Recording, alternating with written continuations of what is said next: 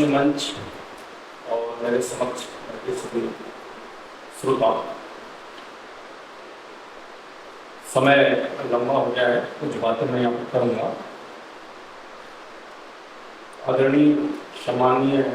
रमाकांत श्रीवास्तव जी को जब से मैंने कहानी पढ़ना शुरू की है या फिर देखना शुरू किया है,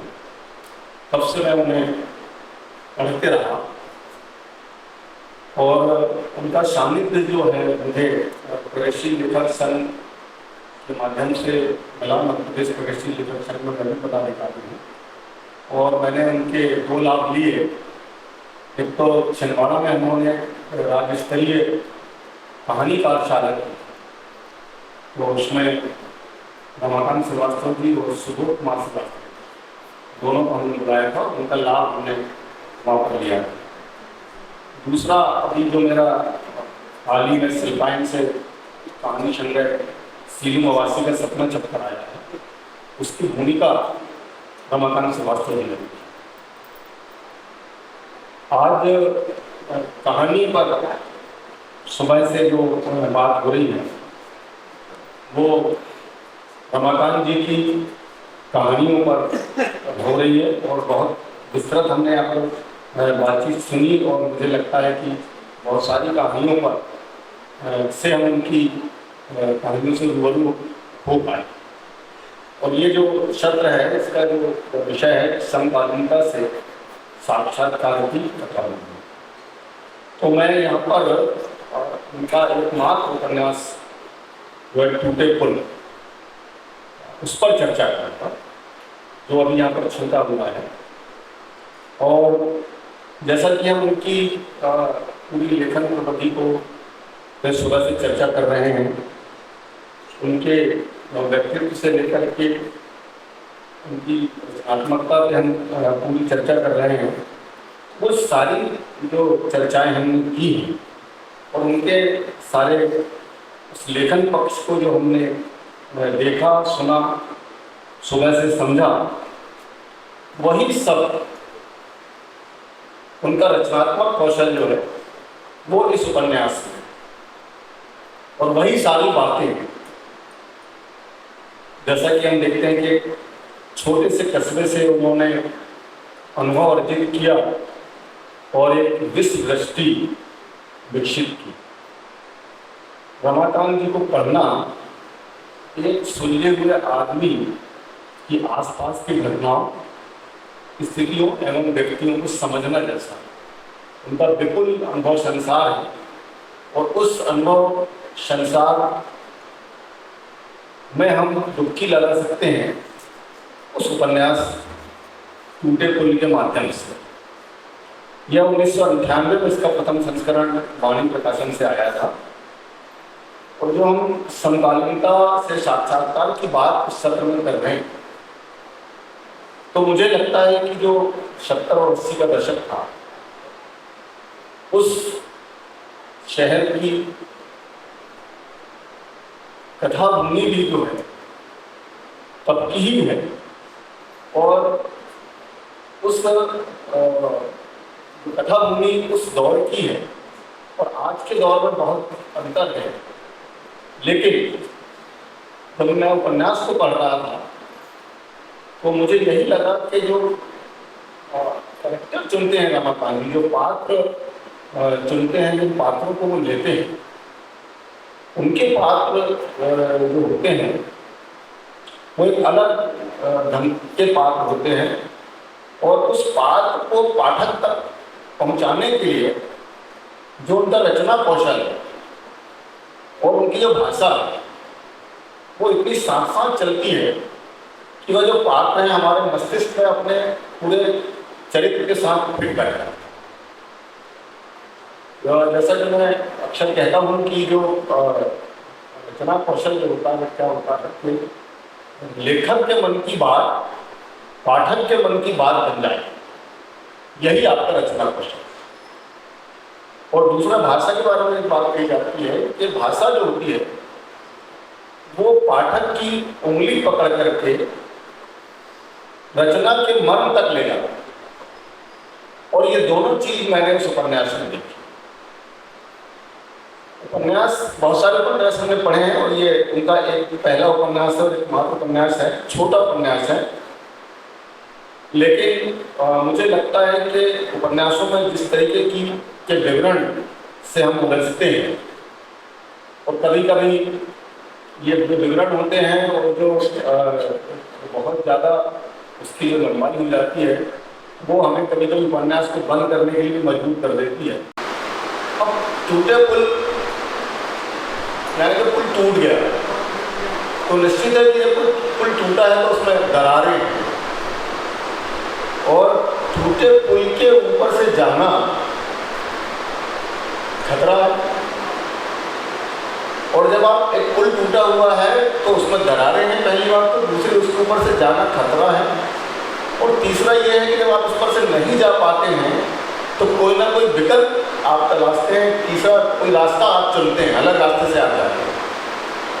और अलग रास्ते से हो सकता है उसके नज़दीकी रास्ते से आप कोई जा रहे हो तो वो पुल की अपेक्षा उस रास्ते में बहुत सारी कठिनाइयाँ, वो रास्ता भी गड्ढामड हो सकता है। तो इसी बात को, आप इस शीर्षक को और इस बात को आप ध्यान रखना कि टूटे पुल में दरारें हैं और जब हम रास्ता उस पुल को छोड़कर के फिर रास्ते पर जाते हैं तो क्या स्थितियाँ होती हैं। मैं आपको संक्षिप्त में आपको उस उपन्यास की कहानी बताता हूँ और फिर हम उस कैरेक्टर को देखते हैं कि वो कैरेक्टर कैसे आगे बढ़ता है और उन जीवन स्थितियों को, उन पारिवारिक स्थितियों को, उन मन स्थितियों को साइकोलॉजिकल ढंग से रमाकांत श्रीवास्तव कैसे लेते हैं वह भी हम देखेंगे। इसके मुख्य जो केंद्रीय पात्र हैं डॉक्टर मेहता हैं, इंटेलेक्चुअल हैं, बौद्धिक हैं और उनकी पत्नी का नाम सावित्री है। कहानी जो शुरू होती है वो कहानी शुरू होती है कि उनकी एक बेटी है नलिनी और ये खबर आती है कि नलिनी जो है किसी के साथ भाग गई, घर छोड़कर भाग गई अपने प्रेमी के साथ। और उसी का द्वंद्व जो है, उसी का हड़कंप घर में मचा होता है कि नलिनी भाग गई।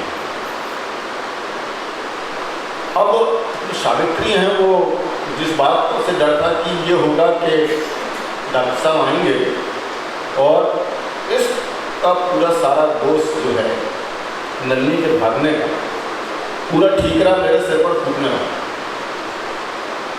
और वहीं से सावित्री का कैरेक्टर शुरू होता है और सावित्री और डॉक्टर मेहता के बीच का जो अंतर्द्वंद है वो चालू होता है। और सावित्री अपने फ्लैशबैक पे जाती है अपने कि जब वह ब्याह करके आई थी तब की स्थिति से डॉक्टर के साथ उसके क्या संबंध है, कैसे संबंध है, इसको लेकर के जब वो याद करती है तो वो अपनी पहली रात को भी याद है जब से ये था कि जब मैं अपने कमरे में बैठूंगी और मेरे पति आएंगे, मेरा घूंघट उठाएंगे और मेरे साथ प्यार भरी बातें करेंगे और फिर जीवन भर के लिए मैं उनकी जीवन संगनी होंगी और बड़ी रस भरी प्रेमपूर्ण बातें होंगी। लेकिन वैसा कुछ नहीं होता है। डॉक्टर जो हैं वो इंटेलेक्चुअल हैं और ज़्यादातर वो अपने प्रोफेशन में और वो मन दिल, उनके लिए जो दिल है वो एक फिजिकल स्थिति है, एक जो दिल है वो एक शारीरिक अंग है। दिल के अंदर का जो दिल है वह डॉक्टर के पास नहीं है। इसलिए सावित्री लिखती हैं कि जब सावित्री के बारे में लिखते हैं रमाकांत जी की, वो लिखती है कि मुझे लग रहा था कि रस भरी बातें, प्यार भरी आहें और मीठे चुम्बन के जो टूटे सपने थे वे कांच की किरचों की तरह। अब जो लड़की भागी है वो लड़की,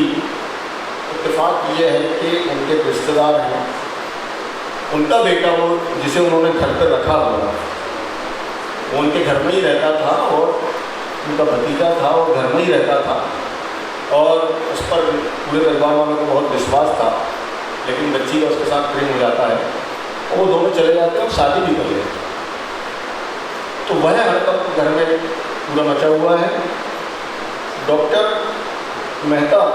बहुत गुस्से में हैं और वो सारा ठीका उन पर बोलते कि तुमने ध्यान नहीं दिया बच्ची की तरफ, जबकि वो खुद जो है उनका एक काम ये है कि अपने हॉस्पिटल जाना, वहाँ से आना, और जब लौट कर के आए तो अपने जो रिसर्च पेपर्स हैं, जो रिसर्च पेपर्स उनको पढ़ना, और अपनी कौन घर में क्या कर रहा है, और सारी फॉर्मल, और उनका डर पूरे परिवार के मन में उनके प्रति इतना डर है कि वो जो पत्नी है उनकी, वो पूरी ज़िंदगी भर उनसे अपने मन की बात नहीं करता, पूरी उम्र। और एक जो फॉर्मल ज़िंदगी होती है वही ज़िंदगी उन दोनों की थी। अपनी पत्नी को इवन उन्होंने, इसमें एक बड़ी ज़बरदस्त बात कही गई है कि वो कहते हैं कि जो संतान उत्पत्ति है, दरअसल ये प्राकृतिक प्रोसेस है, भावना से इसका कोई मतलब नहीं है। ये तो हर प्राणी संतान उत्पत्ति करता है। यानी इतने रूढ़ विचार अपने प्रोफेशन को लेकर के, अपनी अखड़ता को लेकर के डॉक्टर मेहता के थे। तो वो इस कदर एक ऐसा कैरेक्टर है जो किसी भी तरह के तरीके से हर चीज़ को विज्ञान की दृष्टि से देखता है, हर चीज़ को रियलिटिक्स की दृष्टि से देखता है, भावनाओं का, जीवन मूल्यों का, और दूसरे पारिवारिक जो घर की पारिवारिक चीज़ें हैं उससे उन्हें ज़्यादा मतलब नहीं है। वो ऐसा कैरेक्टर है जो कहता है कि तनख्वाह आई है, आप अपना जो मेरा फ़र्ज़ है पिता होने का वो मैं पूरा कर रहा हूँ, और मुझे अपना काम आप करने दीजिए। और ये स्थिति होती है कि वो अपनी बात कभी उनसे नहीं कह पाती, वो घुटते रहती है, और एक जो उसके अंदर का जो स्त्री है, वो स्त्री हमेशा परेशान रहती है। तो उनके 4 बच्चे हैं, तो ये बच्ची है, और होता ये है कि ये जो नलिनी के वहाँ पर वो जाके लड़ लेते हैं और तोड़ करके, यानी उस बच्ची के साथ इतना बड़ा धोखा वो करते हैं कि वो अपने अहम के लिए कि इसने मेरे साथ धोखा किया इस लड़के ने, वो जाकर के पुलिस में उसकी FIR कराते हैं, केस लड़ते हैं, और लड़की को घर वापस ले आते हैं। और वो लड़की जो है वो एक कमरे में बेचारी बंद है, क्योंकि दूसरों की से उलाहना सुनना है, उसके सामने नहीं लाना दिया जाता, क्योंकि अगर कोई मेहमान आ गया तो वो उस बात के कमेंट्स करता है, कोई पड़ोसी आ गए, महिलाएं आ गई तो वो लड़की पे कमेंट्स करते हैं। तो वो लड़की खुद एक गहरे अवसाद में है, और उसका जीवन जो है वो डॉक्टर साहब ने इस तरीके से करके रखा हुआ है। उनके 3 बेटे हैं, एक बेटा बड़ा डॉक्टर हो जाता है, और वो डॉक्टर हो जाता है, और आगरा में जब वहाँ पढ़ता है वो, तो वहाँ से उसकी जो प्रेमिका है वो भी कोई लेडी डॉक्टर है, उसकी चिट्ठियाँ आती हैं, रजिस्ट्री आती है। तो वो घर के छोटा वाला भाई जो है, एक बारिश एक नाम है, एक आलोक है, तो उनको जब वो मिलती है तो वो कहते हैं भैया ये बता दो मम्मी को, पापा को, तो ये चिट्ठियाँ आपकी आ रही है और निपटाओ, शादी करो। लेकिन किसी की हिम्मत नहीं होती है, और अंत में वो भी कोशिश करती है बताने की, लेकिन उनके स्वभाव के कारण वो जो वक्त नहीं देते हैं, और उनका जो मूड हमेशा जो है वो अपने रिसर्च में उसमें ही लगा रहता है, वो नहीं बता पाते, और वो अपनी शादी वहाँ पर आगरा में कर लेता है, और अपनी पत्नी के सामने पर रहता है, उसको एक बच्चा भी बता, और पापा को नहीं बताया जाता है कि उसका एक बच्चा है। फिर दूसरा बेटा जो आलोक है, उसकी भी एक जगह सर्विस लग जाती है, और वो भी जो है जब पहला जो बच्चा, अच्छा उनके जो उनकी साली है वो शहर में ही रहती है, और उनके जो सालू हैं उनका नाम जानकी प्रसाद जी है, उनकी साली कमला जो है, तो वो बच्चों को सपोर्ट करते हैं। वो कभी कभी उनके साथ डिबेट करते हैं जानकी प्रसाद जी कि आप ऐसा करते हो, लेकिन वो अपने जो उनके जो इंटेलेक्चुअल लॉजिक हैं उससे वो उनको पस्त करते रहते हैं। और ये होता है कि जब वो लोग अपनी बहू को लेकर के आती है वहाँ पर, और उसको रोक देते हैं अपने कमला जी के यहाँ पर, अपनी मौसी के यहाँ पर वो रोक देते हैं, और वो जाके कोशिश करती है कि इसको बहू दिखा दें और बता दें कि ये बहू है। लेकिन कई इस प्रकार के घटनाक्रम आते हैं कि वो नहीं बता पाते, और फिर वो बहू चिढ़ जाती है, उसको वापस चले जाती है, और फिर उसको बच्चा भी हो जाता है। और फिर वो अब ये इतना मतलब कि और ये जो सावित्री जो होती हैं वो इतने अवसाद में और उस पर रहती हैं और एकाकीपन इनका इतना हो जाता है कि उनकी एक शैली उन्हें कांग्रेस महिला कांग्रेस से जोड़ देती है।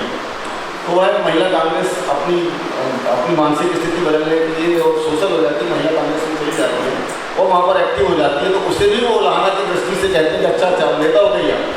आप नेता हो गए। इस तरीके से घटनाक्रम चलता है और जो दूसरा बेटा है वह भी एक शादी कर लेता है और जो माँ है अंत में उन्हें अकेला छोड़ करके और अपने बच्चे के पास आगरा चली जाए और नौकर और ये दोनों रहते हैं और ये कहते हैं ठीक है काम क्या है, मुझे